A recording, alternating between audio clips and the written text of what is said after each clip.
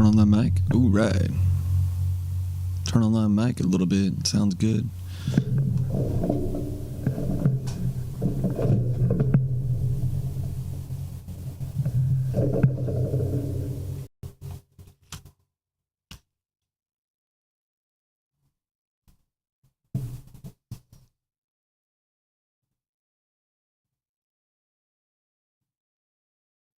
Which was a tablet with an electronic arm that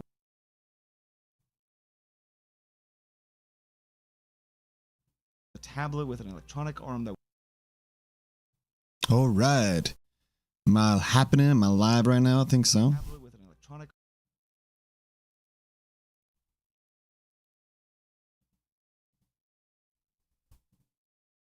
All right, guys. This is hopefully going to be, I think, the last one of KARATEKA. I think I was pretty close last night. I think I just have one more chapter left. So we can get this rolling and done today, I think. So let's start it up.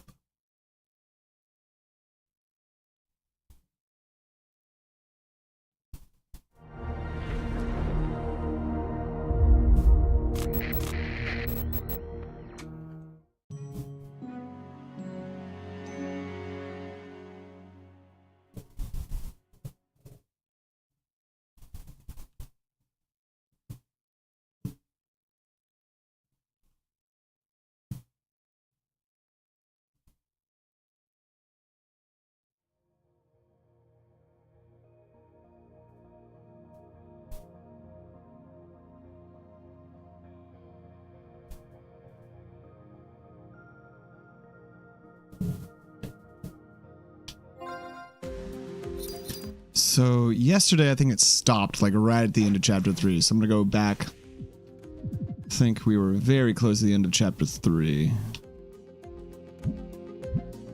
Yeah, we got to playing, I think, the last version. And we saw designs for level 2 and 3. Yeah, Big Cat.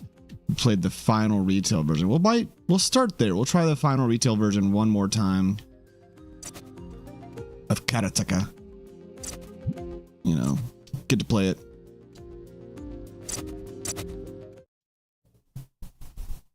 So we'll get this going and see how it goes.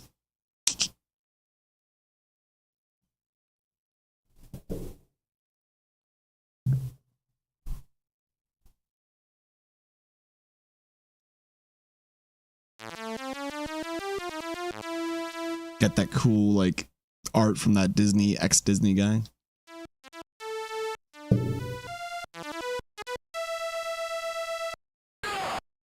Yeah.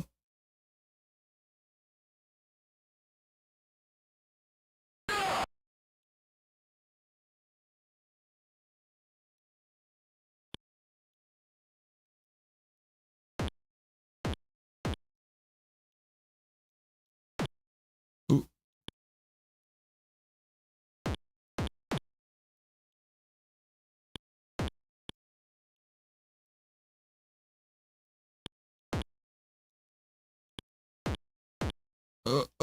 Head to head.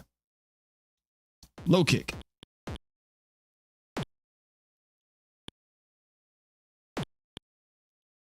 The kicks reach a little bit farther than the punches, so that's always a better thing to just, I think, just kick them.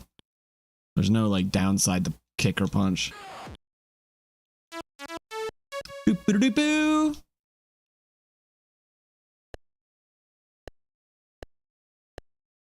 Now we get to run a little bit and we get to see this guy again.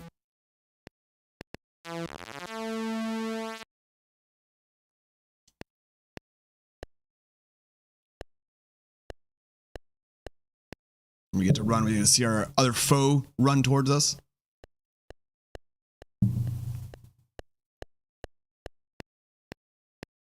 Just running towards us.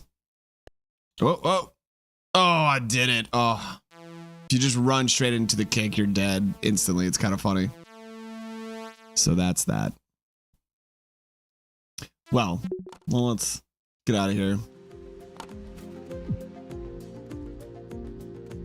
Video games didn't have specific release dates at the time, but KARATEKA for Apple II was widely available by December 84. Burn sent Jordan a framed copy of the box art accompanied by this letter to celebrate his accomplishment. Everyone was confident that Karateka potential in the market. All that remained to see was how it sold.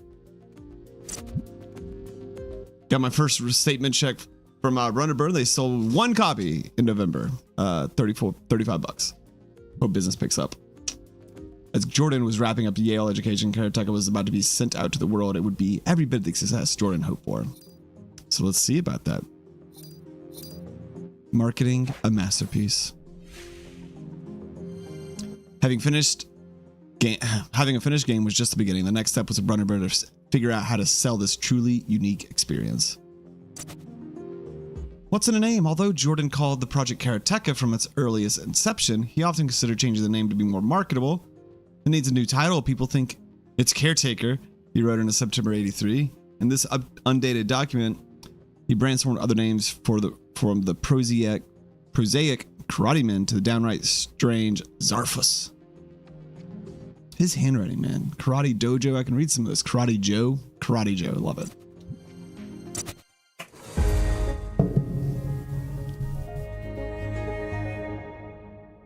Karateka. Karateka. Karateka. Yeah, which is it? Karateka, Karateka. Karateka, and if it's Karateka, I've never heard that before. So maybe Jordan says it that way. I don't know, but I know we all said Karateka at the company. I think when I was a kid, I always said Karateka, because it's like you say karate and you just add the ka. Let's talk about pronunciation. So here's the thing. Karateka. In the 80s, TV didn't talk about games, and we didn't have the internet, so pretty much everybody pronounced the title of the game in their own way. A lot of people say karateka or karateka. In Japanese, there's no stress on any syllable, so it would be karateka, something like that. Karateka. I called it karateka, but I've since found out that pretty much everybody pronounced it differently. So however you pronounce it is fine. Don't feel bad. It's all good. Cool. That's good enough. Everybody's right. Black belt logo, and by January, Jordan had resolved to call the game Black Belt, but soon found out another game had already taken that name. So back to Karateka. Karateka. Karateka. Box art. This sketch from Jordan's papers appears to show a different copy of box art, possibly by Gene Portwood. The notes indicate that the princess should resemble an American blonde, the hero a young Chuck Norris or Luke Skywalker, while the villains, still called Karatang here, should be Japanese. Alternative box arts, yeah. What does it say? Darth Vader, Luke Skywalker, Princess Leia. Funny. It's a good sketch right there.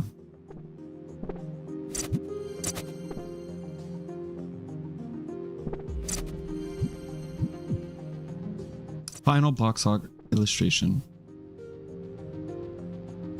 Good. I like it. That's a cute princess. That's a really good. Those are really good faces if those are drawn. Damn. The crafting of the copy of the back Karateka's box was three-way dance between Jordan, Runnerbird, and an outsider advertising agency. Jordan felt that the agency box copy was terrible, but office politics meant that Broadburn often deferred to the agency's judgment. Oh, these are 9 images.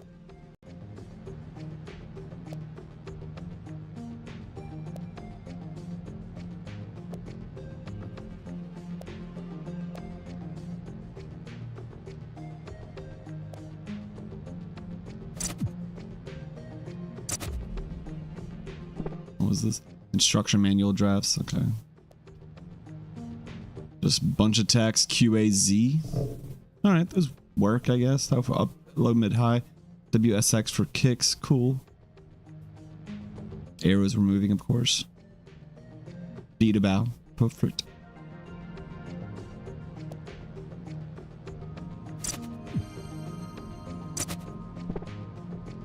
Rodburns announced Karateka to the world in October '84, calling it the first of a new genre of computer games, an action game with a storyline, characters, and remarkably realistic sound and animation. Here's the press release for that.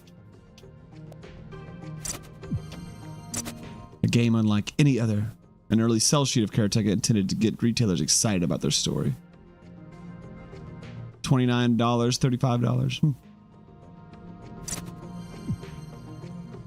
fan letter. After release of Karateka, Jordan began to receive fan letters. One, which praised his programming prowess on the Apple II, came from a young game designer named John Romero of Wolfenstein, who would go on to found id Software and Wolfenstein. That's pretty cool. This is from John Romero. Damn, that's so cool to have. Like the little robots at the top. I'm John Romero. I currently live in Needingworth, England. American stationed here with my family. I'm 17 going on 18. Wow, this is a young John Romero.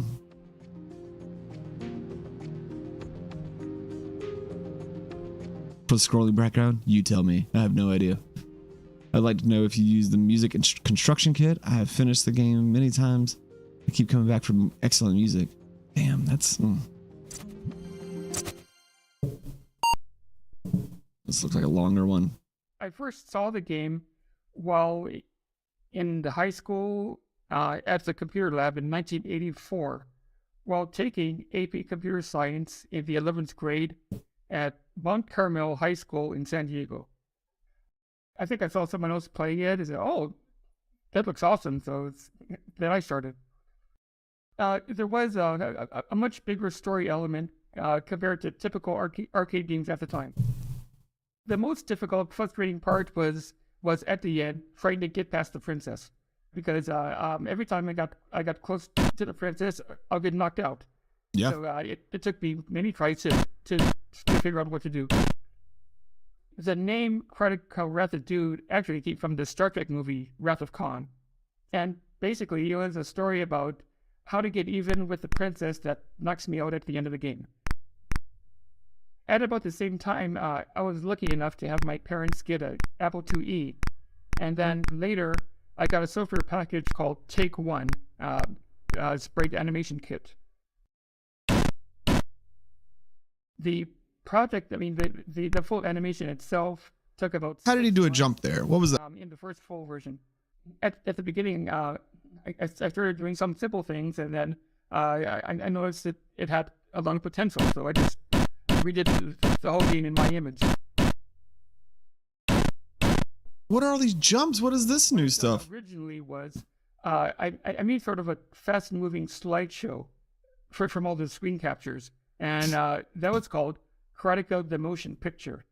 Then later, after I got this Take One toolkit, I've edited all of my screenshots to cut the sprites up that I wanted.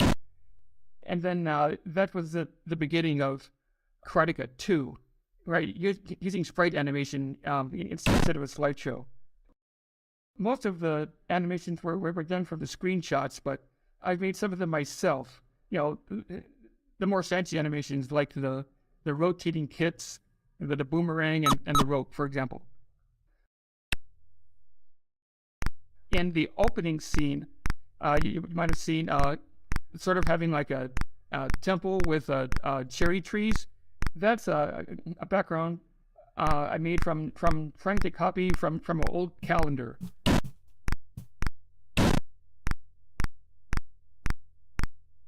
I wasn't really inspired by fan work, but I did watch a lot of low-budget kung fu movies at the time. And there was also an arcade game called Double Dragon, which had some very brutal moves that gave me some inspiration. And the AP Computer Science in the 11th grade, I submitted that as a final assignment, even though it was supposed to be a programming assignment, but the instructor somehow didn't notice I wasn't doing any real programming. And then later, at a community college, I've submitted that as an assignment also, but instead of as a programming assignment, it was recorded with a video capture. Especially at the 11th grade, all of the classmates were just cracking up, especially after the awesome original version ending. However, my parents were not as impressed. People started asking for copies. However, in around 1993, I was studying undergraduate computer science at the University of Maryland, on the other side of the country. And an acquaintance there, heard my full name was Eric Newman, and he was surprised that he couldn't believe he was talking to the guy that made Karateka 2.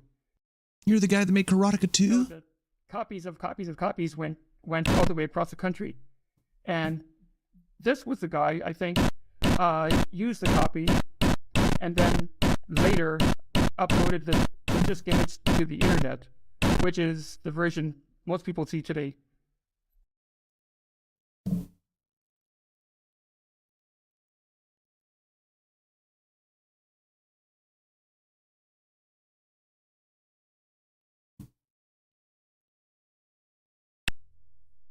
I'm just overwhelmed. I mean, it was just a small thing I did in the mid '80s. So I'm just flattered and overwhelmed.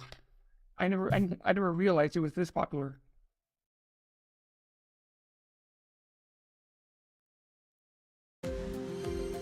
All right.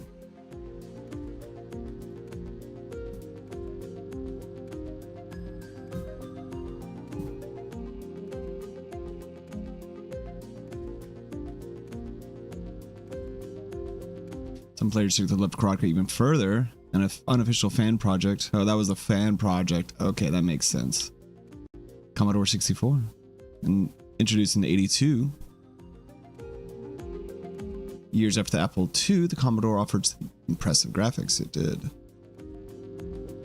I want to say I had one, an app or a Commodore, like maybe early Commodore or something like that.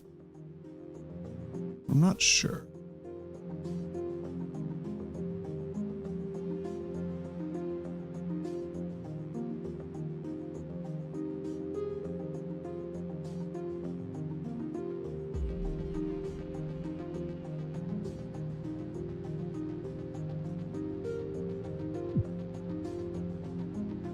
Commodore 64 version, Karateka with enhanced music, was on shelves in June '85. It's like almost a year later, maybe October to June, yeah. Using the Commodore 64 special sound chip, yeah, much better. Oh, I can play this version? All right, let's try this Commodore 64. Ooh, better intro. Text is easier to read.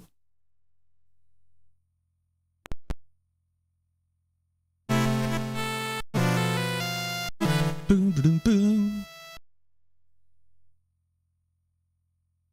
Ooh, that's like a ghosty figure. Okay, interesting. I don't know if it looks better, but that sound was better. I could tell. Actually, maybe the kicks, yeah. The people aren't blue, which is interesting.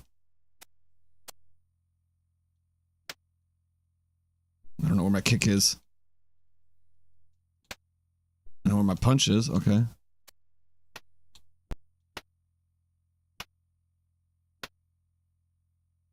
Do I not have a kick? Oh. I don't have a kick. Where's my kick at?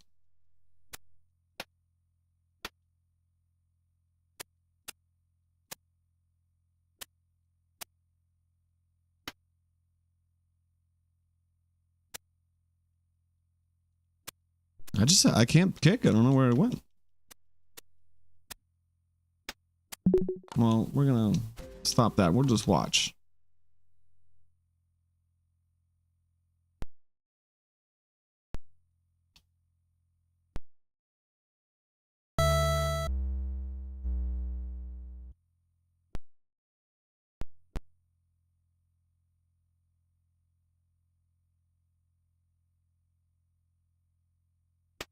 Oh, he's got a kick.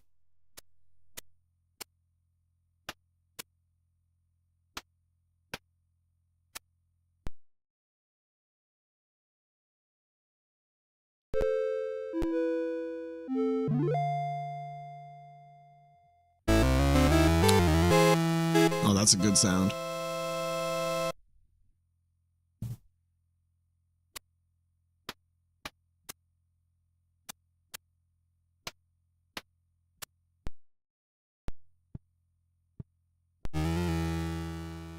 There's a little warning for the bird.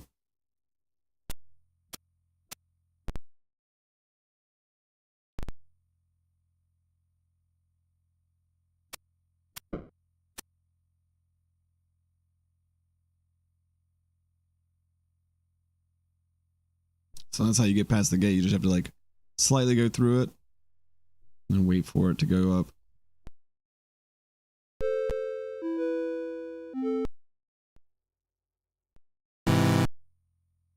Let's see the Battle of the Kuma. I don't think I've seen this yet.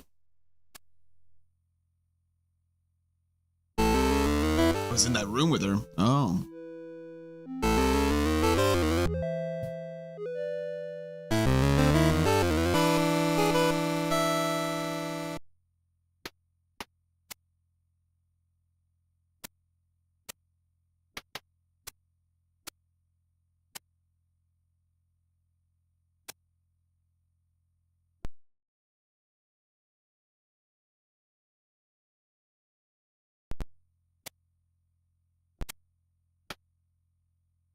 This computer's not doing very well.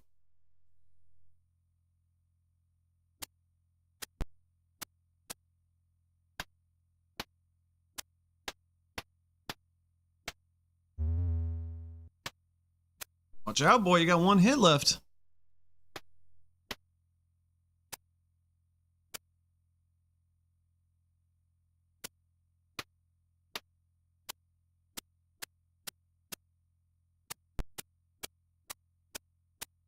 Just missing each other. Oh, there we go. Got him.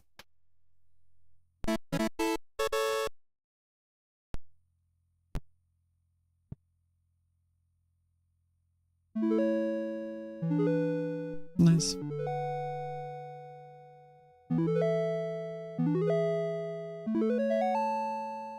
And so the adventure ends. The evil Kuman lies vanquished. The beautiful Mariko safe in your arms for the first time in memory. The village basks in the sunlight of peace. But beware, for the true karateka, there is always a next time.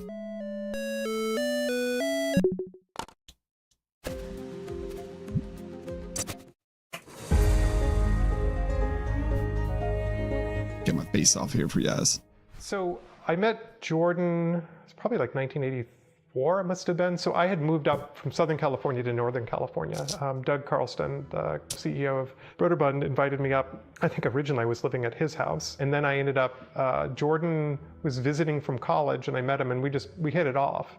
We're very different, right? He's from just outside of New York City. His dad is this sort of, European intellectual. My family is very much Californian, so it was kind of this mixed thing. But he was, of course, fascinated with LA culture because he loved movies. And I had this sort of exotic blonde hair, tall, like volleyball player look. So it was kind of opposites attract. And then we ended up rooming together in San Rafael. And, we were kind of inseparable for a while. And he was, well into Karateka, and we just became good friends, and then I was free, and then they needed a conversion, he just asked me to do it. So Karateka came out and did very well on the Apple II. And the conversions, so the Commodore 64 was kind of a hot computer at that point. And the Atari was a little bit older and maybe not quite as popular, but it still was a viable platform. And a conversion, particularly from Apple to the Commodore 64 and Atari, they had the same microprocessor, or roughly the same, but they ran the same code. And so the ports didn't take that long to do. So in some ways it's a very satisfying, very quick thing to do, except then you had to deal with the new graphics and you had to make it work better for those platforms. I think the most difficult things about porting Karateka, one was Jordan was very exacting. So that probably would be, and because the game in some ways is very ambitious. So there's a lot of assets and you had to keep motion smooth a certain way and the interactions had to be very responsive. I think actually the Commodore 64 itself was a real chore because the Commodore 64 wasn't as refined, it was much more complex in terms of what it could do than an Apple II. And that had been the previously most complex computer I'd ever worked with. And it wasn't quite as refined as the Atari in terms of how the hardware would function. And so I found very often it would do things that were not totally predictable. And a lot of people had frustration with it. I think part of it is because the engineering of the Commodore 64 wasn't quite as good. So it was a frustrating platform to work on. And I think the reason why people worked on it is because it was so incredibly popular, because it was so cheap. It was a $100 computer that did an amazing amount of things. But that to me was the most challenging. So the Commodore 64 had only one button. So for punch and kick, which was on the Apple, you had two different buttons, so you could do punch and kick separately. On the Commodore 64, we had only one button. And I believe it was Jordan who came up with the idea of a short press to do a punch and a long press to do. Oh, that's what I was messing up at. Have that memory. And it seems like Jordan to come up with that. And ultimately would have to pass muster with Jordan anyway. You know, you're trying to fit, it's not exactly a square peg into a round hole, but there are certain design compromises. And very often you have to reinterpret intent. Fortunately, Jordan was around, but it's like if you translate a book into a different language, you don't do a literal translation. There are places where language will accommodate it. So you have to kind of reshape it through the sort of artistic intent. And this was one of those compromises. I remember the music in KARATEKA was very important, particularly because Jordan was very much into music and the cinematic quality of it, and his dad was as well. His dad composed the music, and his dad is actually quite an accomplished composer. And on the Apple II, it didn't have the audio capability. It was single voice, and you had to kind of simulate through square wave stuff, try to modulate it. But on the Commodore version, he made them much richer. And so the music was, I believe, largely, recomposed for the platform. I think the same theme that played at the beginning of the game was part of it, but he filled it out all over the place. And Jordan's father, Francis, went to town on it. He composed the whole thing himself. And so I'd get these bulk shipments of notes that I'd have to figure out. And there were more cues put into where the sound would happen.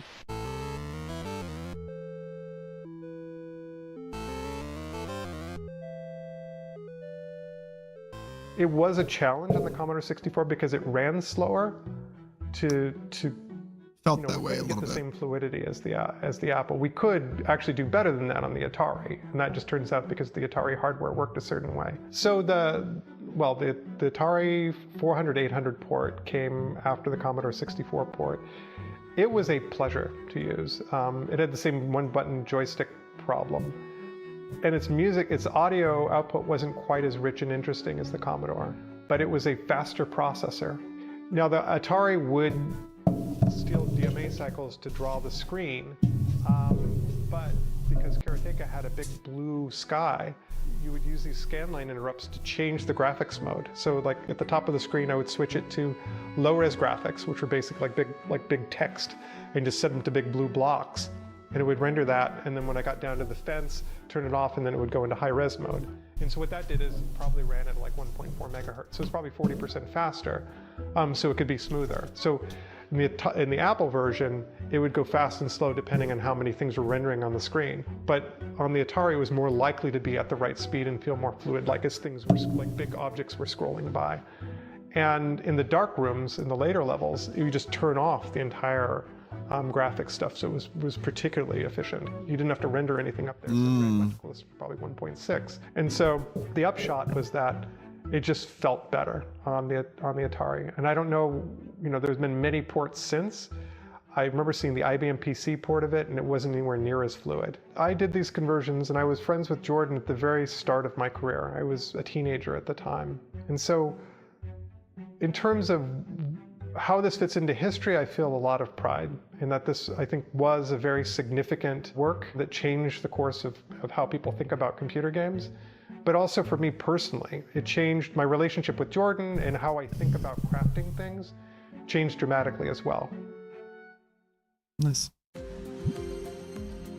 On tape, Commodore 64 was much more popular worldwide than the Apple II.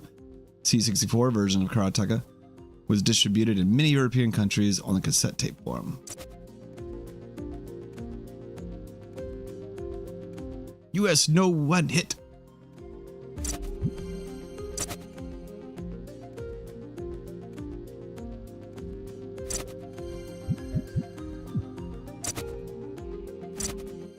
While the Apple II could only produce a single note at a time, Commodore 64 used much better sound chip. As luck would have it, Brandenburg was producing a piece of software called the Music Shop, which Jordan and Francis would use to craft the richer soundscape. Is that 6-0 time? What is that? 6-8 time, I guess.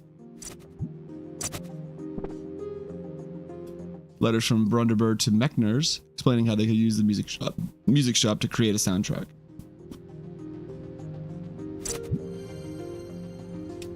Brandenburg programmer Veda Cook began porting KARATEKA to 64. Before Apple II version was finished, the Mechners worked on the music for both versions simultaneously, while Cook, with whom Jordan had become friends with when he worked on the Brandenburg office that summer, began the difficult process of porting the Apple game to the Commodore. Brunderbird praised Mechner's musical contributions in a letter to Jordan, making note of the emotional tone and sense of drama.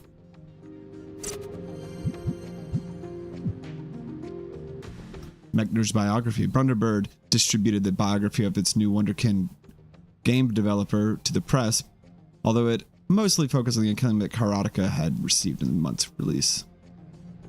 400,000 copies sold, earning 12 million. Oh my gosh. That's wild. Was that right math? Let's see.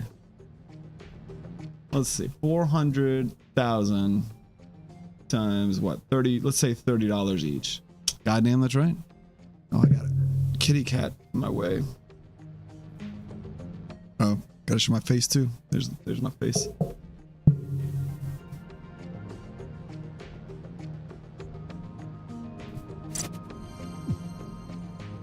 Atari 8-bit, beginning with the Atari 400 and 800 in 79, extending to the XL series in 83, even into the late 80s, 1980s. Where'd I go? The XE game system, the Atari 8-bit series, was another very popular computing platform worldwide with a full keyboard. 8-bit, the last of the fans who considered the Holy Trinity of Karateka versions for Atari computers, also ported by Veda Cook, was released in 85. It was just felt better on the Atari. Cook would later say many have been the best port quite a while. Once the Commodore 64 version was done, Cook turned her attention to the Atari 400 and 800 computers. She initially attempted to handle the music herself. In the series to the letter Jordan, she grew increasingly despondent with the difficulty of the task. Finally, she created a program that would, again, allow the Mechners to simply handle the Atari version of music themselves.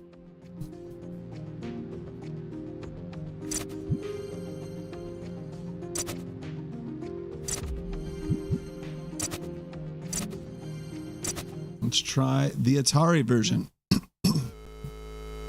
Ooh.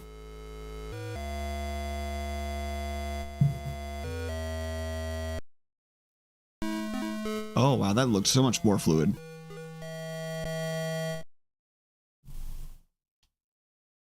Oh, this does look more fluid and feels a little faster.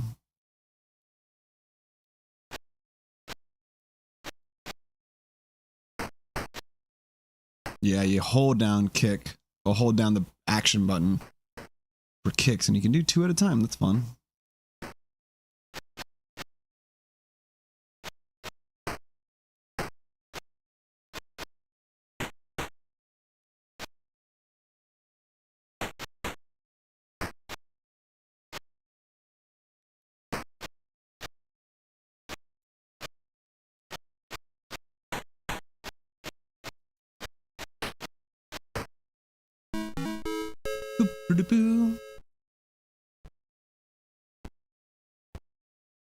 It's like the sprites don't look as good and the colors are a little weird. I think the floor being the same color as the human is kind of weird.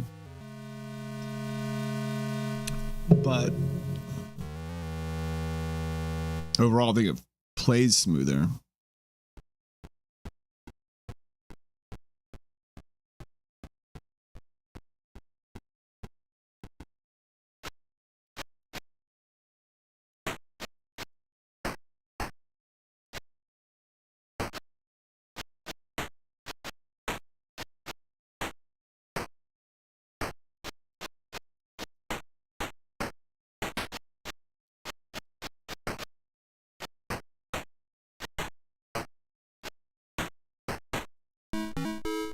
All right. I'm getting a lot of health after killing somebody too. Maybe punching them unconscious. Oh,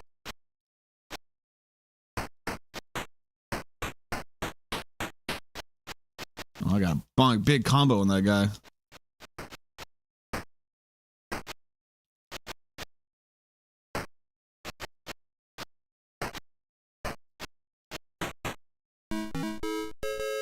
Nice.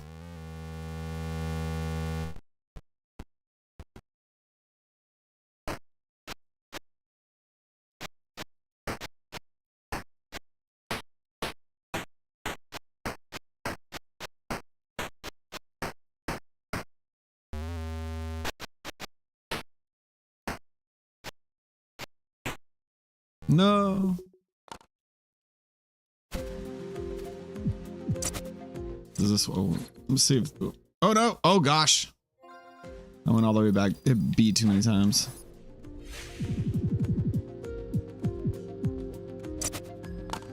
Let's see. Does this one have? No, it doesn't have commentary.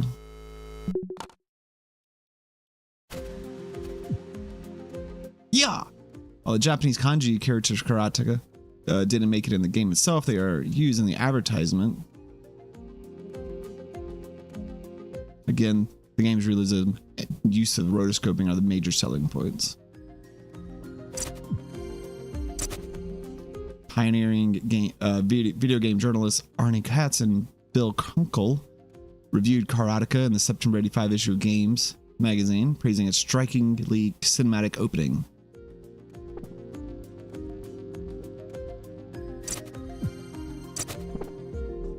Another sell sheet directed to retailers. You are the star. Billboard ratings. Karateka debuted in number 20 Billboard ratings on the top of computer games on February 85. Jordan kept a chart of his progress on weekly charts. What a nerd. May 11th, just before Jordan's graduated Yale, it went to number 1 on the music charts. Madonna's Crazy If You're Dethroned, We Are the World.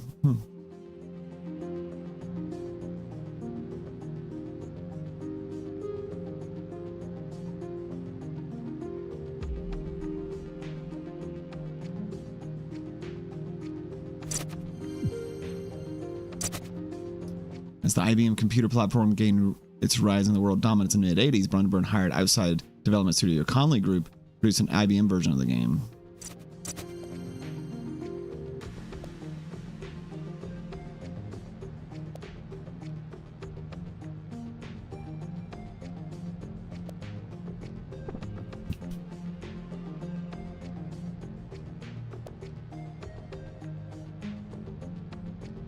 Falling off a cliff animation is still way off.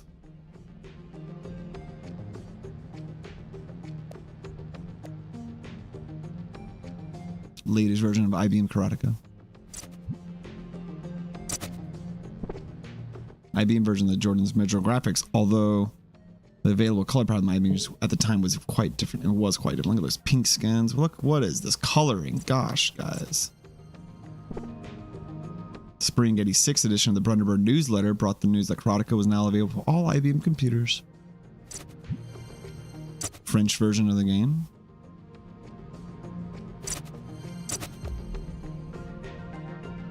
Well, that looks, what is this? That looks great. It's like redrawn cartoon versions of the game. That's funny.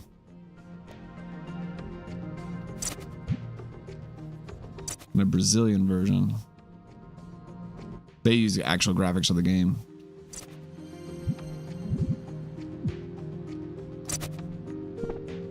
Final version of Karateka that Brundtburn released to the United States for the 16-bit Atari's computer. Oh, wow, that looks great.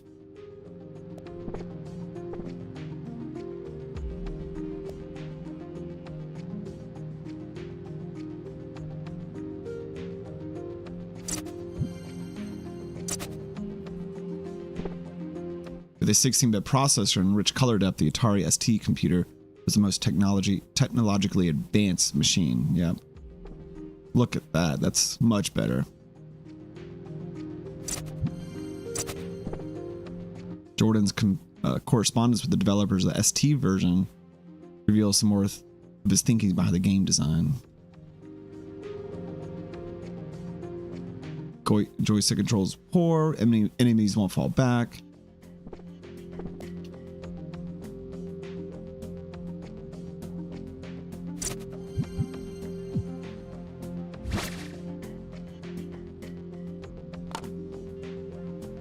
What did I do?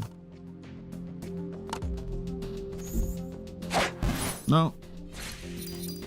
I messed up again.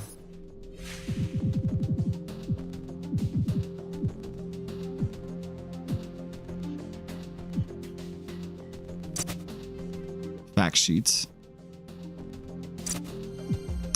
Karate goes to Japan.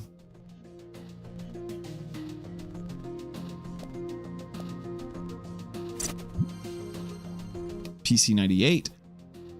Gameplay flow and cinematic scenes were preserved in the PC98 version. Developers took a great deal of the artistic license with the color schemes. Wow, that's very colorful.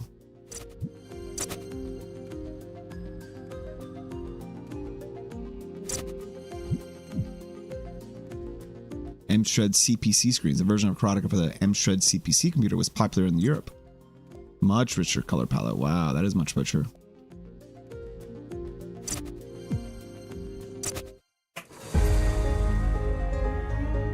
Video time.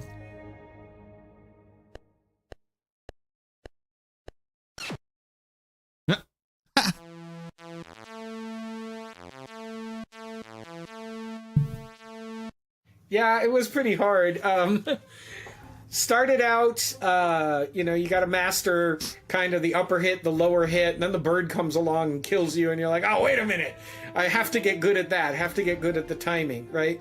The way the game unfolded those sorts of vulnerabilities and effectively rewound you, right? Like, making a mistake was a big impact. Well, that was the hardest thing to learn in the game. He just sends his eagle, hawk, falcon, whatever. Like we just knew it was trouble, and finally learning like the timing of how to like kick it in the air or something like that, and keep sending it back and just get it to go away. Yes, yeah, I remember trying to time it. What was difficult? Oh, it's John Tobias. Oh, that's who it was. I was an arcade rat, so I was used to. You try something, it doesn't work, you die, you start over, you try again, try something different. And Karateka was, more of that. It was a very memorable sense of progress. Like, I've got to get through this guy again. I know what to do here. It's like, oh, he's on the bird. Okay, I'll get ready to kick it. Today game design is more forgiving about that stuff, but back then it really wasn't. So you had to really memorize, oh, right about here is when you're going to get attacked by the eagle. Right about here is when you're going to start encountering the next tier of enemy. You gotta make sure that you get through the gates safely and they don't like crush your skull. Yep. I don't know how many times that happened, but it was a lot. Yeah, it was a lot harder, I think, than games today. I would actually say in some ways it was a little more forgiving than a lot of games back then, because you didn't insta-die in one hit from most enemies. Right? The eagle was the one who most likely to kill you for quite a while. A lot of games back then were super punitive, right? Very, very challenging. And it felt to me like Karateka, because it wanted you to feel immersed in the movie, gave you a little bit of rope, right? Not a ton. To me, the magic of games of that era was exactly that they gave you just what you needed, and then as a player you kind of filled in the blanks, like you used your imagination, and that had a big impact on me with Karateka, and that's something I carried with me into Mortal Kombat, was exactly that. It's like, hey, this is an arcade game, there's not a whole lot of place to tell stories, so we better take every advantage that we can to kind of set these things up so that the player has the tools that they need to kind of fill in blanks. You really felt the beats of the story and the beats of the action as you march through the game.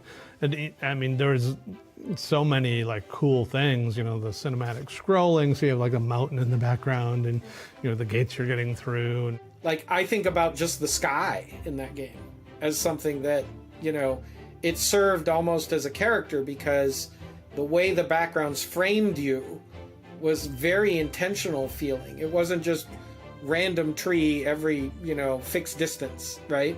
Which again is what most of those games would have done. Tree, screen, tree, screen, tree, right? Instead you had a real sense of framing to it. It felt like still shots or photo shots. And so you got a sense of you being like the protagonist, but like the antagonists are approaching you, and it takes a little while to get to them. And I don't know if the sky was a character, it's just blue. Could have added a cloud or something. Builds and builds, and then you're facing them like,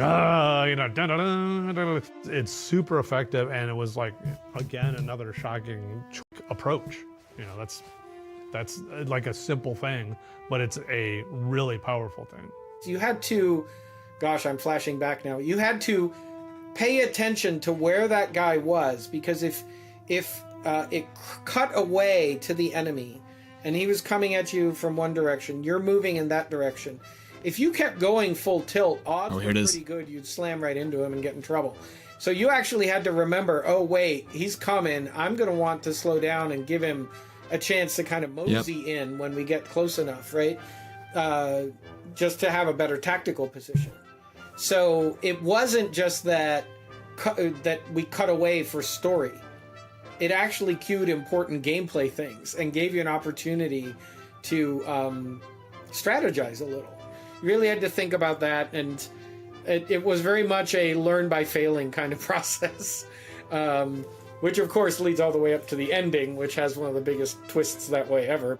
Let me tell you the story of the entire Apple II gaming community hating Jordan Mechner. You know, the way the game worked is you essentially could be in combat stance or not.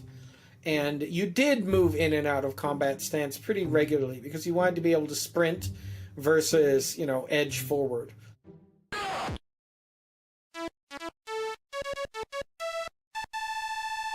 Finally, I have killed the boss. You run into the room and there's a princess there. So, of course, what we did was we edged in and we got close and wham. She killed us because she thought we were one of the villains. As frustrating as that was for me the first time I got kicked in the face by her, the chance to kind of do it all over again and figure out, okay, what did I do wrong? If you come in a non-aggressive way, it's very different. So you have That's fun. I love that idea. Again, and then walk up to her. And then she's cool. Thanks for saving me and all that stuff. But the moment of shock on my face when like I was just taken out with one hit is like, whoosh, you know, it's like, what? Today we'd call it a cutscene, but it's a seamless one.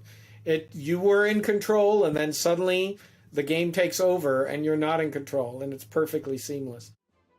If anything, my one regret with the game was always that I wanted there to be a little bit more right after that final hug. You know, it goes pretty quickly sort of into rolling the end. And I always wish there were a little more, that the story didn't just stop. It really affected me as far as, you know, like how much of a sort of a feeling of a story experience you could have in a game. And like you could feel emotions. One of the first real story games. I mean, that something happened in the game. Like all those were like, everything was just kind of fun. And so like that led me to love like character-based games and story. I think it's one of the foundational experiences that made me want to make, you know, an Acronox, an epic RPG, or made me want to like feature more bold characters and more story content in games, just because it was like it felt like a new thing and a new way to tell stories. Speaking of stories, like one of the games that got me into like understanding the story of games and the power that it can make was the first Metal Gear Solid. I played that on the PlayStation 2, rented it many times, and oh my god, it changed me. Like I remember renting it probably 4 or 5 times, beating it finally, and then renting it 4 or 5 more times to beat it faster and get all the secrets that I found in like magazines and stuff. I loved that game. All new version of Karateka created a digital eclipse in 2023. Damn. Karateka Remastered adds in features cut from the original game as well as audio commentary on its creation.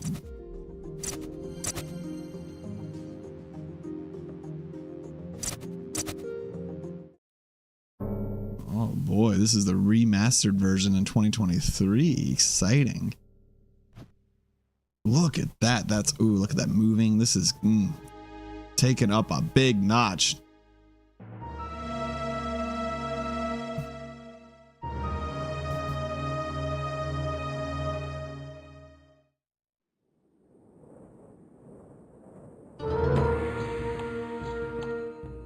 High atop a craggy cliff, guarded by an army of fierce warriors, stands the fortress of evil, Warlord Akuma. Deep in the darkest dungeon of the castle, Akuma gloats over his lovely captive, the Princess Mariko. You are one trained in the way of karate, a karateka. Alone and unarmed, you must defeat Akuma and rescue the beautiful Mariko. Put fear and self-concern behind you. Focus your will on your objective, accepting death as a possibility. Oh, wow, there's goals. Look at that. Act 1 goals. We'll turn the commentary on. Give me some lives.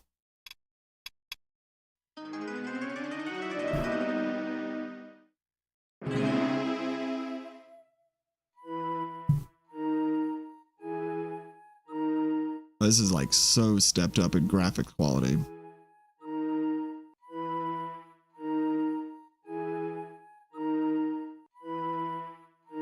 Oh, wow, that's beautiful.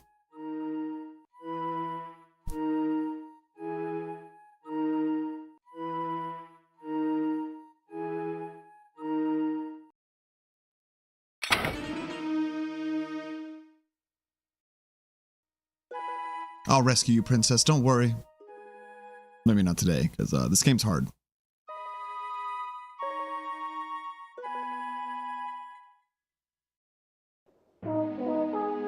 Ooh, that's... Oh my gosh. Intro, meet Mike. Hello, I'm Mike. Hello. I'm president of Digital Eclipse, and I'm here to talk about the remastering of Karateka.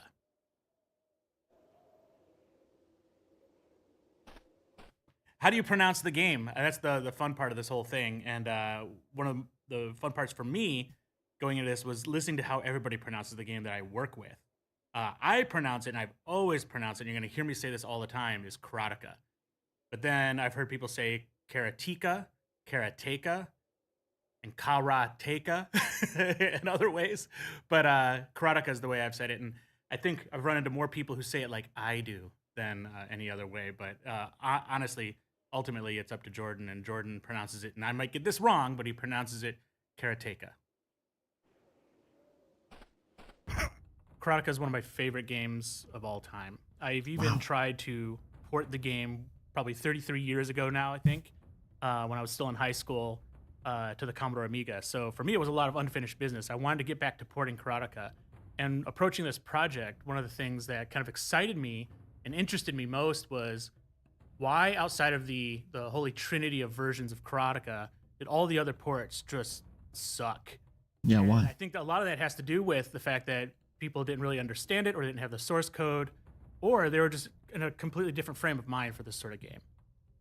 Without specifically calling out certain platforms and certain games, what really kind of stood out to me is that people who tried to port Karateka previously approached it in a way that was very common back in the day. Very simple gameplay, very state-driven, the antithesis of cinematic, which is kind of the purpose of Karateka. It's meant to be a movie you play. And their approach was to take a game and make it feel more arcadey and feel very immediate. And as a result, it was just very unnatural and very, very hard to play. Mm-hmm. Karateka is one of my favorite games of. Oh, this moves so much faster and better. Oh my gosh. And I got punch and kick separate buttons now. Karateka is one of my favorite games.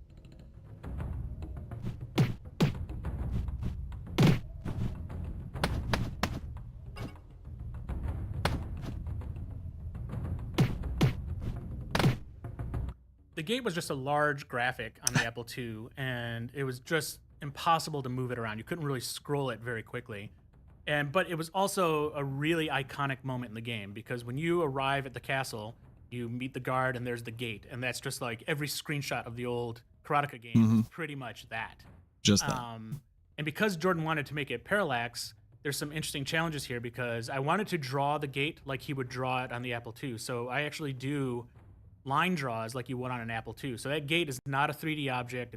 It's actually using the same kind of routines that Jordan used, but to draw it in that parallaxing way. So I wanted to approach it the same way that Choplifter and Jordan intended to draw that gate, being parallax in 3D. So it's not a 3D object, but the other thing that came out of it was the gate served as a sort of break in the gameplay of the original game, so it could show a cutscene. He mainly did that because he needed to load data into the game, and so it was a clever way to get data to load back and forth and use that break to take advantage of that. Since we didn't have that anymore, it seemed really odd to be going through this 3D gate and then have it stop and go to a cutscene. It just didn't fit anymore. So going back over the game and reading through the journals again, there was some more stuff he wanted to do cinematically with the game. Particularly, I believe, whether in conversation or in his book, he talked about having the guard start running toward Akuma to go tell him, and you see that.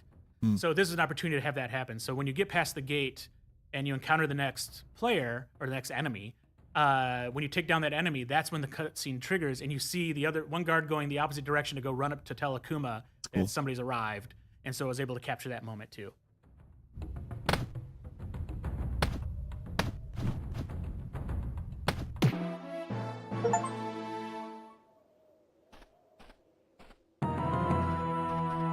Oh, you see somebody running past. That's cool.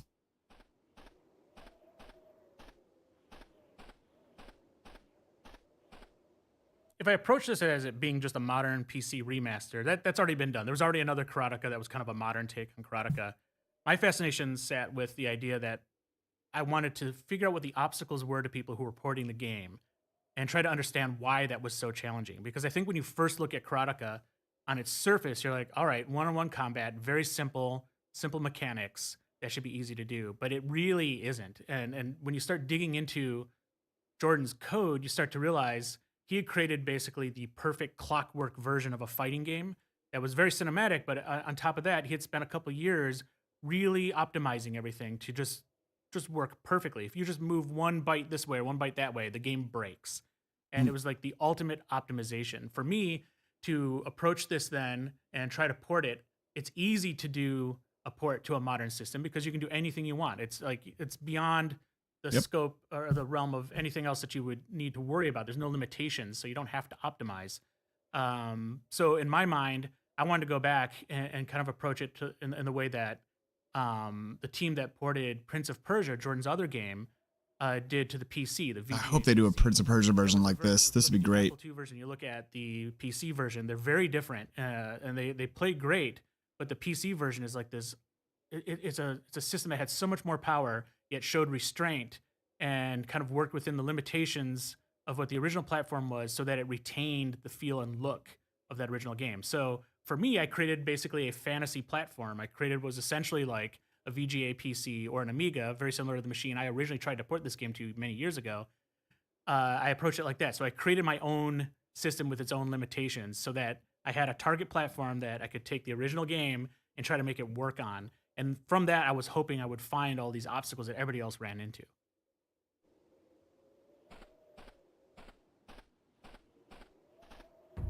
Yeah.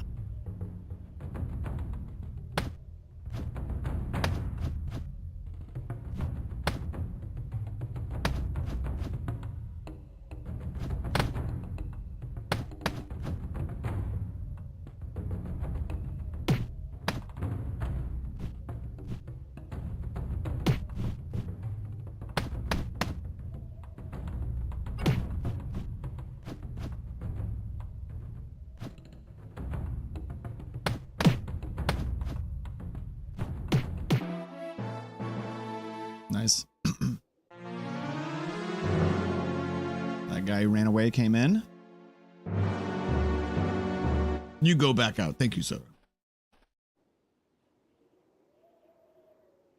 The approach to the animation in the newer version of Karateka had to be very delicately handled because we did not want to remove or change any of the keyframes of the original game. By doing that, it suddenly wasn't Karateka anymore. It really had to be his father, and everything else that he rotoscoped had to stay retained in there. So what we had to do then was to make sure that those were retained, but everything in between had to be an interpolation. And we could have just used AI, we could have used any other ways to generate that animation, but it just didn't look natural.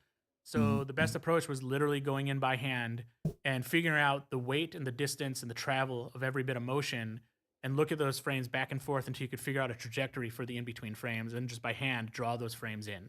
And thankfully, the game doesn't have a lot of color. Even the new version doesn't have a lot of color. So that reduced the amount of work. You can hide a lot of detail in the white of his gi. And the other costumes in the game have a lot of solid color space. So you can hide a lot of movement there and insinuate movement without doing much. So it really just kind of worked out.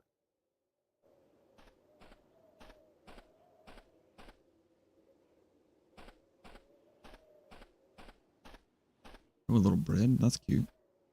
Background's There much were a lot better. of things in the original Karateka that worked so wonderfully around the limitations of the Apple II. Like Jordan would draw very large objects. And when those objects were being drawn, he wouldn't move the screen because he knew that to redraw those objects across the screen would bring the frame rate down to an extreme crawl. So he worked really well around those limitations. And I wanted to do the same thing. I wanted to have a limit of how many things I could draw, which would force me not to go overboard on everything. It doesn't mean that I didn't add flourishes or anything like that in there. There were a lot of things in his notes that he wanted to do on the original Apple version that were left on the cutting room floor because of these reasons. Like one of those things was the main gate. So I want to make sure that this platform I was creating from scratch could at least accomplish things like that. It was more or less a platform that was going to cover wanted to put in the game. It was more or less a platform that was going to cover just enough and improve the limitations just enough so that some of those things that Jordan wanted to put in the game originally could be done, but not more than that. I kind of want it to be kind of like perfectly in that sweet spot.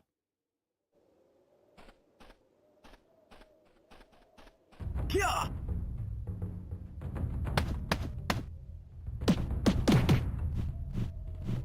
5-hit combo.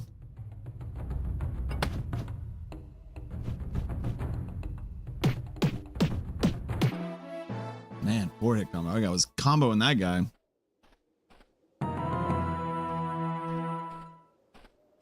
One of the other options we added to the game was scan lines because we created this fictional platform that's kind of like a PC VGA quality platform, and there's this raw pixel mode, but I also wanted it to feel like you're playing a vintage style platform from maybe like the 80s into the 90s, that this like extra version of Karateka is being ported to the system. And to do that, I want to make sure it felt like it was on a display. So we've added a scanline mode as well here, like we do in the other versions of the game, just to make it feel more connected to those older versions, but also in era, which I think is it's the way I prefer to play it because it feels like I'm playing on something more tangible, more like a real system. Even though a modern system's real, I want something that feels like real from like the 80s.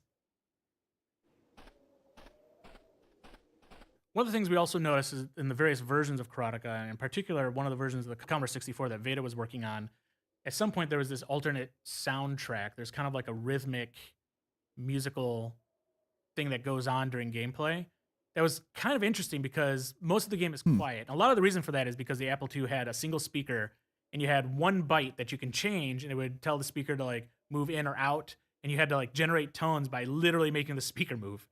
And wow, that's why the sound takes over the gameplay. So there's no movement when sound's playing and all these sorts of things. And so sound was always kind of, while the music is amazing and it's just brilliantly composed, the ability to play that music has been very challenged in all these versions of Karateka, and it just squeaked by with enough of it. But most of the game is very quiet. And so when there's a lot of action, it feels weird now in the modern sense to watch a lot of action on screen, but have it be silent, or have like little hits and pops. And so part of the remaster was to go in there and also add music for combat sequences to help heighten the anxiety of the player, to make it feel a little bit more important.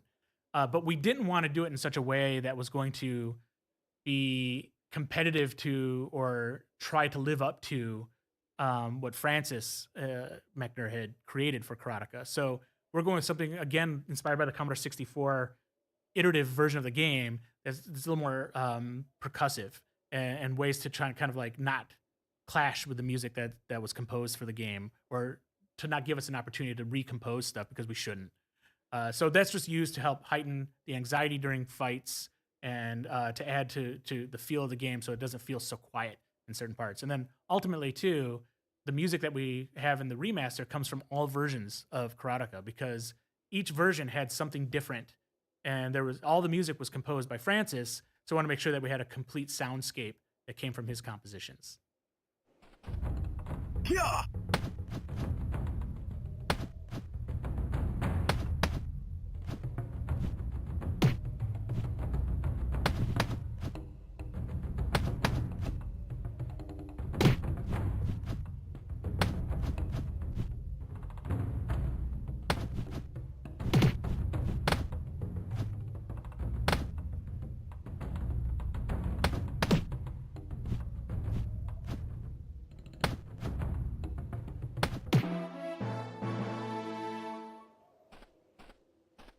One of the things we've said for years internally here at Digital Eclipse was that when we approached doing remasters, we really wanted to make the game you remember, not necessarily the game that it actually is. Because a lot of older games, when you play them today, That's very good.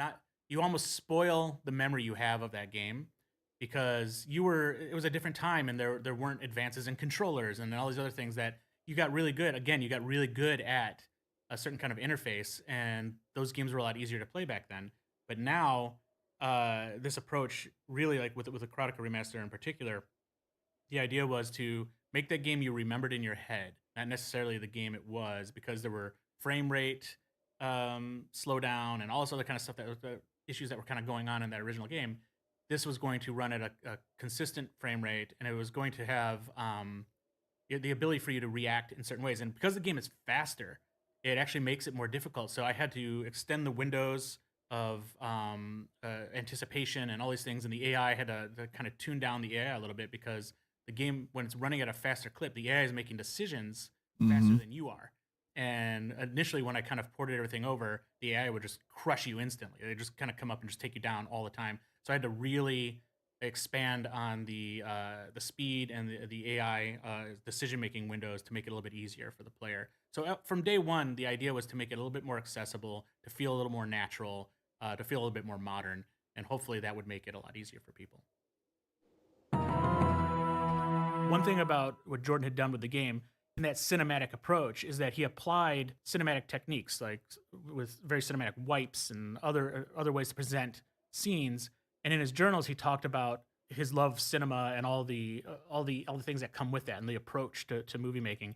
It mimicked a lot of what I had gone through in film school for myself. And one of the things that kind of stood out to me was the idea that you have this emotion as the story transpires, and you kind of put color to that. So you have like a color palette, and a lot of movies, like blues represent calm and reds represent conflict and everything else. So I wanted to approach this the same way because I wanted to extend what Jordan was doing cinematically. So why don't we apply some of these cinematic approaches? So the game starts off with a very bright palette, and it has cherry blossoms blowing in the wind and everything, and it just seems kind of like a nice setting. But the further you go through the first level, the sky starts to darken, things start to get more foreboding. Oh, that's good. And it's just this old cinematic trick being applied to Karateka. Oh no!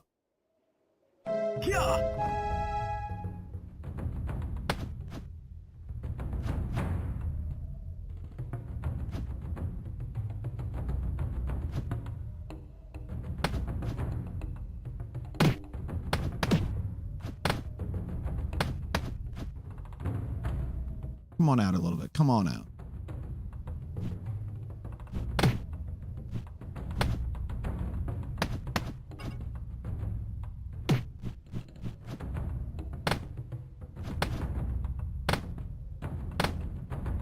Oh no. Oh no.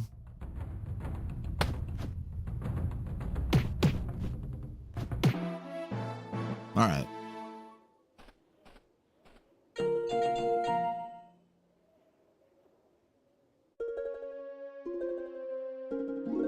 Stage 1 complete? In many ways, Jordan, at an early age, was obviously a genius because his approach to the AI in Karateka is super simple and elegant, but it came from something much more complicated. What he wanted it to do, he achieved, and he did it really well, but it was the reduction of that logic is where the genius was. He reduced that logic to very simple states that were complex systems that play out, but it doesn't feel, when you're playing the game, it doesn't feel like you're just playing against a very rote state-based system. It feels very natural.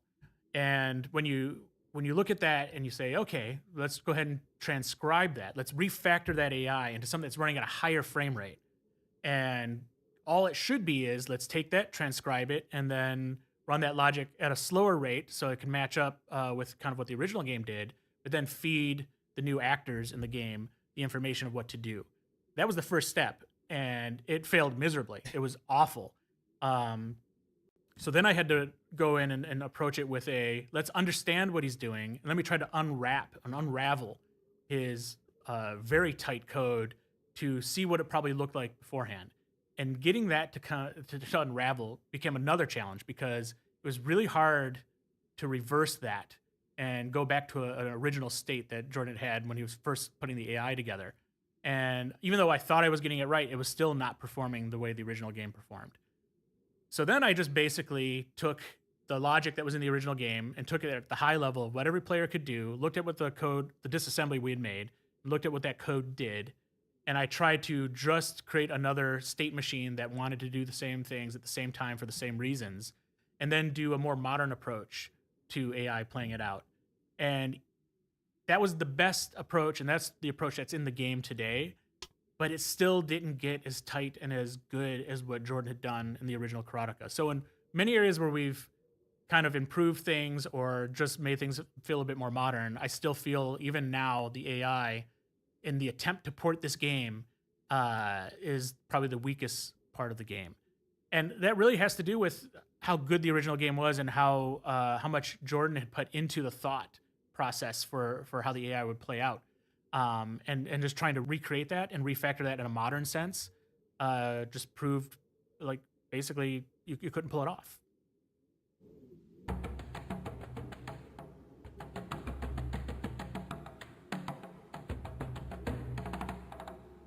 Look at the reflections in the floor. That's cool.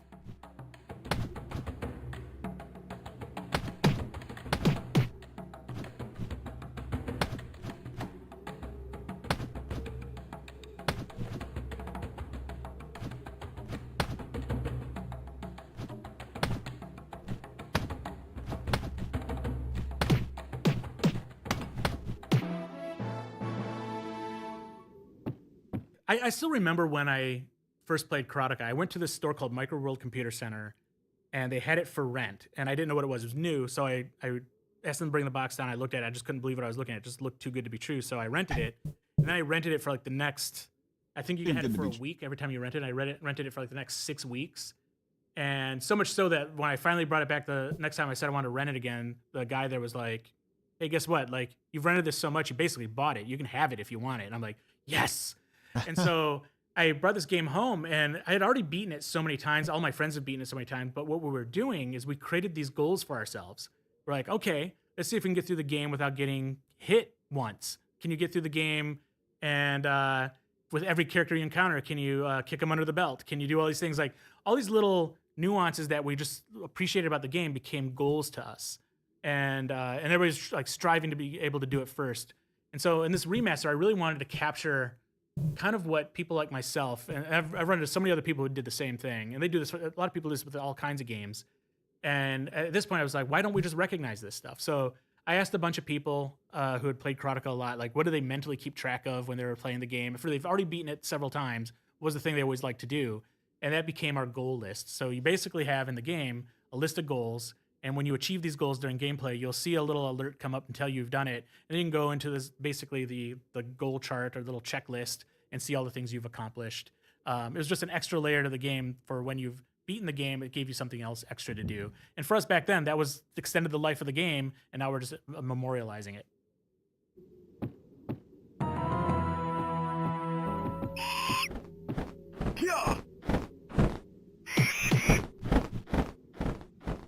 Didn't time that right. Well, the bird in Karateka, that's a whole other thing. So the bird is really important to what the story is. It's really important to the pacing of the game. It breaks up the monotony of the enemies, and it really makes it feel like you're progressing through the game. It was a great add. Whether the bird is an eagle, a vulture, or whatever, I don't think anybody knows. I don't even know if Jordan really knows. I think it just changed along in production. But ultimately, it was one of the more challenging parts of the entire game. But it also played a role in the copy protection of the game as well. Oh? So many people who have horrible memories of the bird only have those horrible memories of the bird because the bird became substantially harder if you copied the game. And it was the thing designed to kill you so you couldn't beat the game because it knew that you made a copy of the game. It's ruthless. What? And I bet probably 80% That's of the people who have this game right now who are listening to me are like, wait a minute, maybe that's why the bird was so hard. And it probably was because you copied it, you pirate. Huh?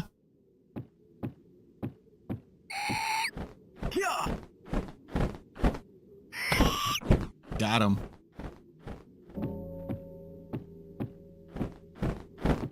the bird is another thing that really helps slow down the pace of the game, because at some point you start to get really good at the enemies and the bird suddenly appears. Now it's like chess. It has this compound effect of movement and things you have to kind of deal with. And so you encounter the bird 2 times. You encounter it when you're in level 2, and you hear this jingle and you know something's coming up. And if you keep running, the bird hits you and you die, which is another part of the Karateka lore, which is just, anything. If you run into anything, you're going to die. Surprised you can't just die by running into a door. Like everything else you can run into, you just die. So like the bird is designed for that. So it kind of tricks you. So that's one of the first tricks Karateka throws at you is like you're running, you think you're going to encounter this other guy because you got used to, in the first act, running and encountering a guy and stopping and fighting. So you hear the alert and you're like, okay, here comes this guy, and I'm going to run up till I see him, and a bird comes out and just kills you instantly. That's what it does. And that's kind of the layers that Karateka has throughout the game. You get challenged like that again and again because Jordan would play with what you think you know and then do the opposite of that. Yeah.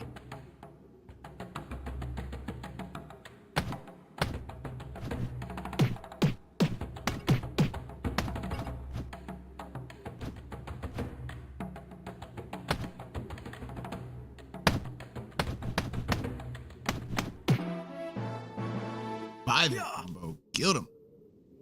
During the production, I took a break working on the port for a little while because the rest of the product still had to come together, and we still had to put a bunch of stuff in as far as like all the artifacts and everything in the project. So I was away from the code for a while, and I came back and saw the game with basically fresh eyes, and also other people started to play it again too. And I could hear through my walls the frustration people had with how many times they were dying playing the game. And one of the suggestions that had come from Chris Kohler, the editorial director on the project, was that he wanted to have multiple lives in the game because having one single life is just unbearable these days. While I personally disagree, I valued the feedback and really understood that, like, objectively, yes, we need to do that. So one of the things I did was immediately allow you to increase the number of lives you have during the game. And one of the suggestions that Chris had made was when you die, you should leave the player's body there and then spawn a little further back. And you can just basically pile up your bodies if you want. And I thought that was hilarious. And so I implemented that, and it did change the feel of the game in a way that was much more positive, I think, for modern game players, and gives you a chance to actually beat the game. And it does give you a chance to. I didn't penalize you so harshly like the original game, where if you get to the end and you don't run into Mariko's arms, she'll just kick you and you die. Now you can die and then you spawn again and be like, okay, I'm going to run into her arms this time.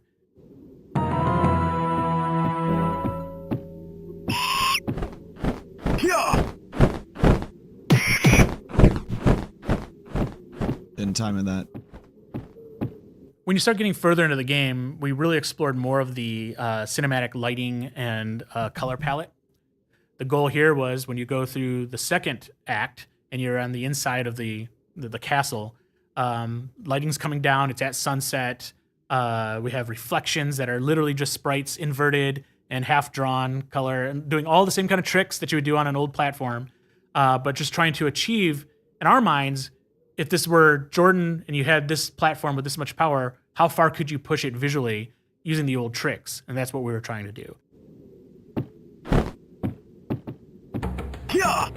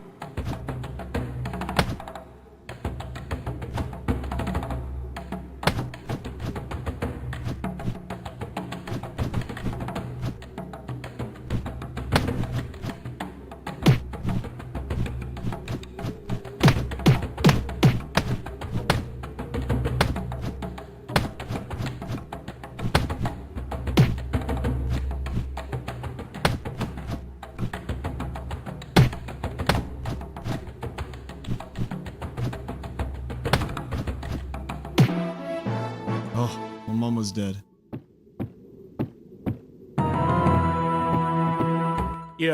Karateka is well known for its ending being kind of brutal and that you can just die instantly. But before that, you sort of learn a little bit of Jordan's thinking in this with the gate. The gate in Section 2 is one of those things I think also, I don't think there's anybody who didn't die from that first and then understand what you have to do after that.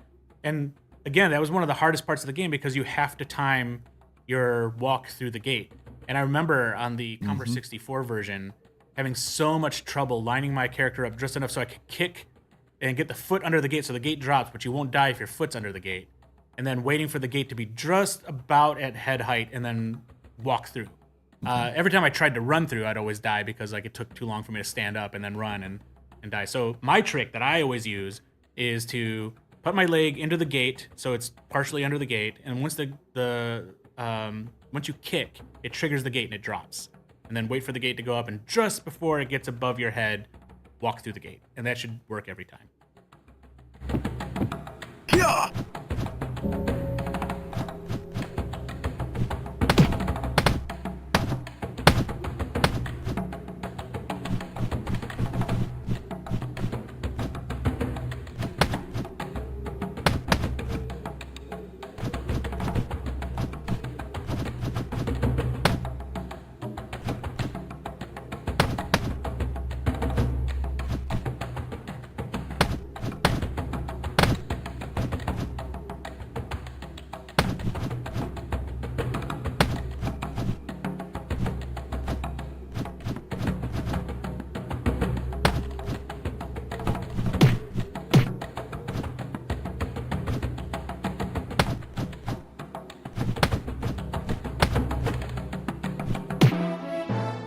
Let's try this gate.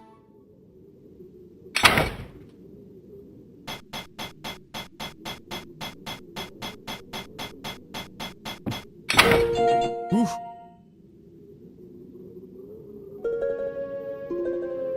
Close.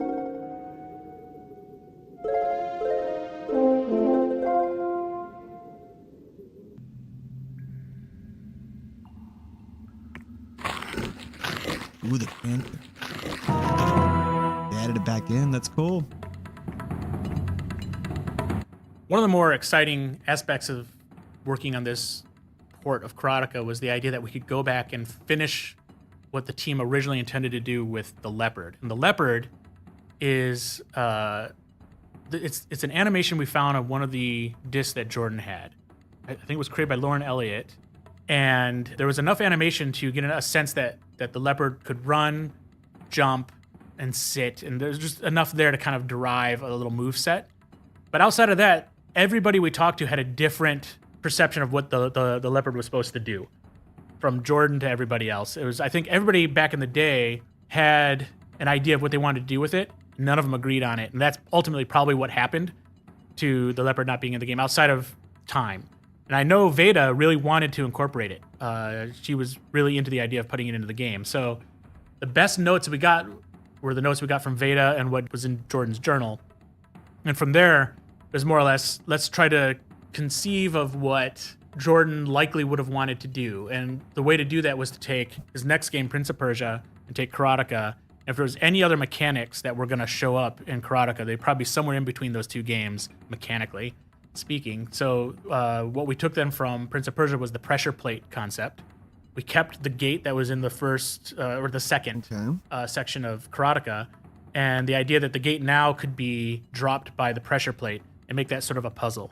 And what you're doing is you're trying to work out this puzzle to keep the leopard away from you long enough that it has to go around and come get you. And when that's happening, you need to sneak through the gate as quick as possible. And that's the puzzle. And that was as simple as we wanted to be, because if we went any more complicated, we would really be changing the gameplay. And it also fit that checkbox of like whatever new thing you're going to add to Karateka has to just kill you instantly pretty much. And then you learn from that. And so this was another similar approach to Jordan's theory of game design at this point, and we kind of put it in there. It's really meant to be a curiosity for people who maybe fantasize what it would be like to have that scene back in Karateka. It's more or less for people who were on the team as well as for ourselves, because when you see that sprite artwork, you really want to know what that was going to be like in the game. And while we created and invented what that could be, it still kind of scratches that itch of what could have been. Yeah.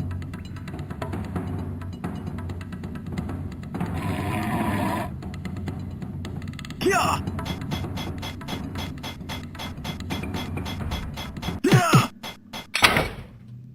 I got through though. Oh, it did let me through. That's cool. Oh, maybe not.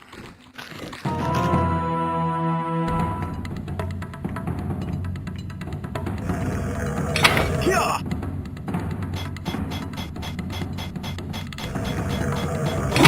Whoa! Alrighty.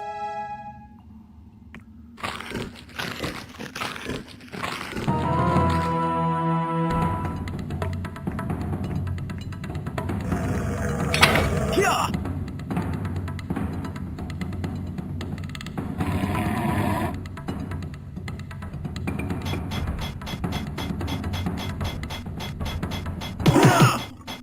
I don't know how to do this. Well.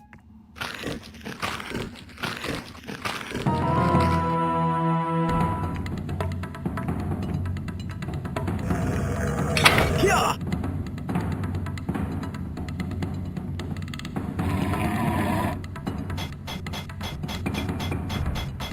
Hurry up, hurry up, hurry up, hurry up. What? Oh, man.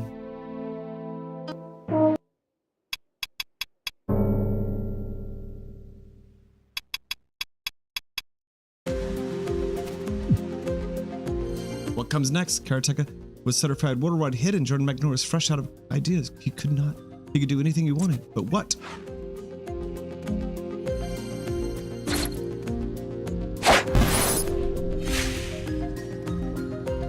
A never-made sequel. While Brother wanted to get Karateka into the market, Jordan had better ideas, but he didn't stop from considering a sequel. Bouncing Balls in 1985, after he finished Karateka and graduated Yale, Jordan began working on a new game. He was inspired by two other games that Brother had published during Karateka's development, Lode Runner and The Castle of Dr. Creep.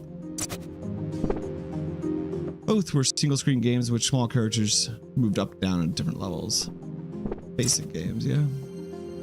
This afternoon, while I was draxing computer game ideas, Ben suggested a little guy like in Lode Runner of Choplifter, as opposed to the big people in Karateka. I quickly warmed to this idea. A little guy digitized, amazingly animated, with amazing joystick controls and a big nice screen to run around. The big figures just make it too claustrophobic, unless it's a straight line scrolling like game like Karateka. Balls and loaders. The image was this image and the previous one were mock-ups drawn by Jordan and his Apple II pixel art program Drax. Bouncing balls, like the original Rover and Death Bounce, were again inspired by Rover in the 1960s television show The Prisoner. Tiny monochrome animated hero was reminiscent of those seen in Death Bounce, prototype Choplifter, and Road Runner. Player 2, another Drax. Oh, shucks, I did this wrong.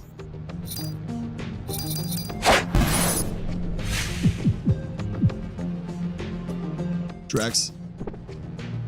Mockup shows another addition of stairs, walls, and ropes, and a second character. This could be an enemy, although it could also be a second player. Jordan notes from the era show that he was considering a two-player mode, probably inspired by the multiplayer Dr. Creep. A brief span of time, the platforming project became a Karateka follow-up, and evidence of these portraits, the hero Mariko and Jordan's version of Karateka, the pair would adventure together. Jordan also considered some underwater sections for the Karateka follow-up and evidence of this mock-up. Super Mariko, as we see here, coming full circle with Mariko's sprite implemented in Jordan's platforms and ladders game. To accommodate her height, there can now only be 3 vertical levels, and everything has to be larger on screen. Yeah, making the sprites a little bigger, more detailed, but less room to work. A later version of previous mockups, now with even more interactive levels, pieces, what slides out from the background, half-height walls, ropes, pits. It was not long after this that the concept seeped to be Karateka 2 and became a new game called Baghdad, later known as Prince of Persia. undated sketch from Jordan with designs for a multi-level 2-player platforming game. The notes compare the design to Lode Runner or Dr. Creep.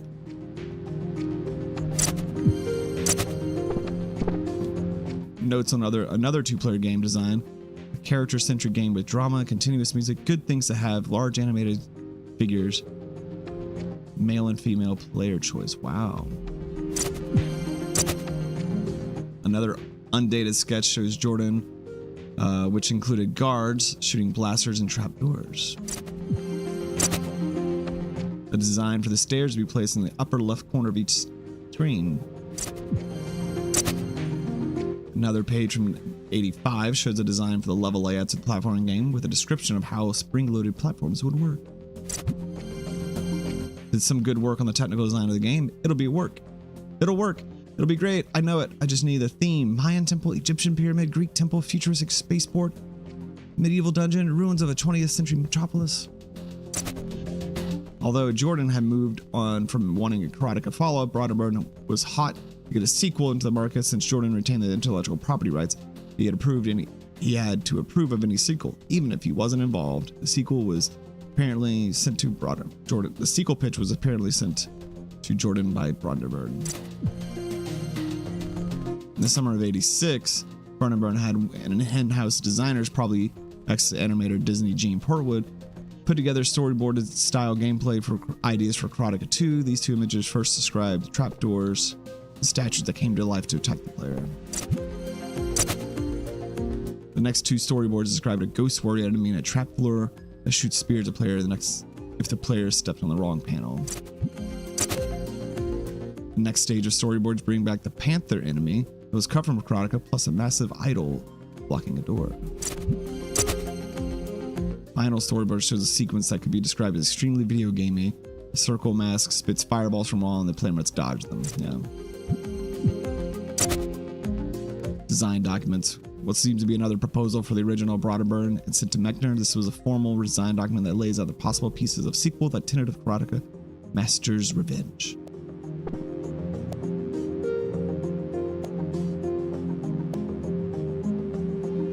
First level, second level, third level.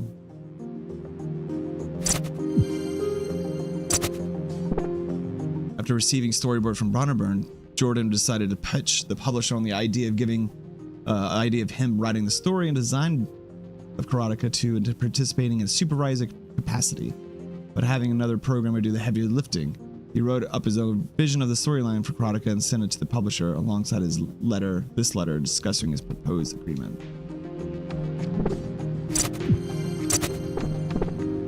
Finally, here is Jordan Mechner's vision for Karateka 2. The sequence of pages assembled from fragments of two different drafts goes into detail with the storyline, which would have begun in Mariko's cell immediately after the events of the first game. Smart. While Jordan and Broderburn were still in negotiations after Karateka 2 as late as '87, they never reached an agreement. Interior dungeon a foot of stairs. Yes, sweet.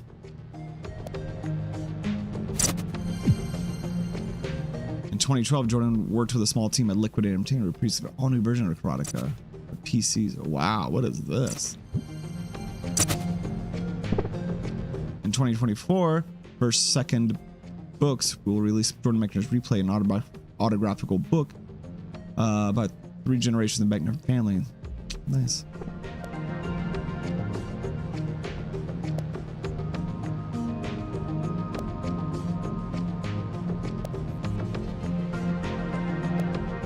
Oh, that's the pictures we've seen kind of in the documentary so far. The draw of this film, love, passion of storytelling, and fascination with the technology Jordan Mechner captured. Imaginations of a groundbreaking debut. Game designers discuss its impact and legacy 40 years later. What is this? Time flows on. Karateka 2 never came to be, but initial designs led to Jordan's hit Prince of Persia. That's another story. I hope they make it. Let's watch this video and get out of here. So when Karateka was finally published, I guess I was a senior in college. It was my senior year by the time it was finally published and released. And I remember for the first few months, it was kind of a letdown. It seemed like it was going to be a flop, that it wasn't going to sell well. And that was because I mean, in retrospect, it's because in those days there was no marketing, there was no advertising for games. Yeah. Because it shipped in, I think, November or December. It just took a few months before anybody really found out that the game was out there. The word of mouth built very slowly.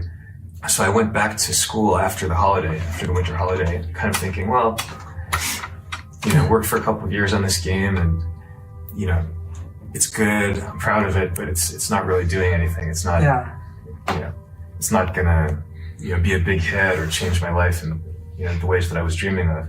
And then slowly it kind of started to build, and I think it was in the spring that we found out that it was #1 on Billboard magazine's chart. And then the first big check arrived, and it was like, it wasn't just more than I had ever earned by my own efforts before. It was like it paid for my tuition for that year. I spent 3 or 4 years making Prince of Persia. That whole time I was living off the Karateka royalties, and Karateka made Prince of Persia possible. Right. It's easy to care about story now because everyone has to, right? Story is, in most games, considered like a mandatory aspect. Jordan predates all of that. I think he really was one of the early pioneers of story and video games. I love this guy. He's so good. He's on Kind of Funny. And they can complement one another, and the game's more interesting because it has a story. I think he was one of the first people to really push that idea. He was always willing to work with other people and wanted to have creative control, but he saw them more like movies. He saw it being a collection of talents, and that didn't bother him at all. I think it's obvious now that that's where everything was going. If you look at all the huge sellers now, they all have the movie metaphor. And I think Jordan not only saw that, but knew how to do that, or was willing to learn how to do that long before most others did. Yeah, I think the big thing about Jordan first is he's multidisciplinary. And I think that's one of the things that all the top designers, when you go back and you look at who are the people who've really kind of rerouted the course of video game history, it tends to be people like that who either have come from other fields or have significant training in other fields and are able to do mashups with what video game potential is. Jordan's kind of a quintessential example of that, right? When you look across the kind of the history there, right? And whether you start with Karateka and you go to Prince of Persia and then forward with that franchise. And hope they do this with Prince of Persia. What at each step, what each of those big leaps has done is tend to change or reorient our way of thinking about doing video games. And I think that comes because he isn't just coming at it as, oh, I can make a video game, right? He's coming at it as, I can make a work and I can bring to this work things from other disciplines, other parts of life, other craftsmanship, other skill sets. Just the fact that he documented what he was doing in the way he did is deeply unusual. That isn't the mode that most people work in. He's a super smart guy who brought to bear tools that most game devs just didn't have. And that's what led him to be able to create things that most game devs at the time couldn't make. I didn't know who he was. I didn't know his age. But I remember the beginning of the game, it was, a game by Jordan Mechner, came up on the screen. And so it's like, I didn't know who Jordan Mechner was, but I wanted to be like Jordan Mechner. It's like, I want to make a game. I have stories to tell, I can make pixels. Well, what did you think of computer games at this time, 1980, 81, 82? I saw it as one of the huge applications of computers. Any futurist could look ahead and see that the computer, even though all these symbols on the keyboard thing at that time, that it would revolutionize the world. I mean, everybody saw that, but not the degree to which it did. There was a 5-year period where Karateka was it. It was the model. And I think what's amazing about that is that, the pace at which innovation was happening back then, the pace at which ideas were blooming, 1 year then was like 5 years now, right? So that means it kind of really stuck out as a precursor of everything that games would be. I kind of expected that computer games would become important, but that wasn't influencing me in how I related to you. Yeah. And I wasn't thinking of it as a business thing. I just thought of it as one of your passions that should be developed to the full, pursued to its logical conclusion. So you were interested in these computer games just because I was interested in them? Yeah, entirely. I mean, I had no interest in them at that time. I never played a computer game. Didn't expect that I would ever. 100 years from now, people are going to look back at Karateka, and they're going to see the very beginning of what by then will be a vibrant interactive medium that has evolved far beyond film, far beyond what we know today, because it had humanity. It borrowed elements from film that made film relevant to most people, not just geeks, right? About people and stories and about emotion. One reason that video games are so popular is because of the emotions they evoke. And prior to that, prior to Jordan, so much of it was about violence or satisfaction or the tension. And this is the first game I had ever seen where somebody fell in love. It's not that we didn't have really big swings at storytelling.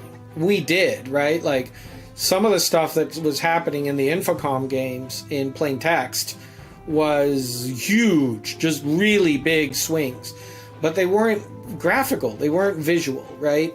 And I think what Karateka really brought to the table was sort of filmic language in a bunch of ways. The shot framing, the crawl, scene setup, cross cuts, seamless integration of action and drama. All of those things are, to my mind, what Karateka really laid the groundwork for. I think that Karateka will stand the test of time as one of the most elegant, the most cinematic, and most carefully crafted game experiences that's a big done. If. Yeah, that's wow. It's just a jewel that still holds up to this day as one of the most classic games ever, one of the most powerful storytelling games ever, and one of the of the 80s that has a quality bar in every second and every pixel of the game. It's amazing. Okay, I think they've got enough. Yeah.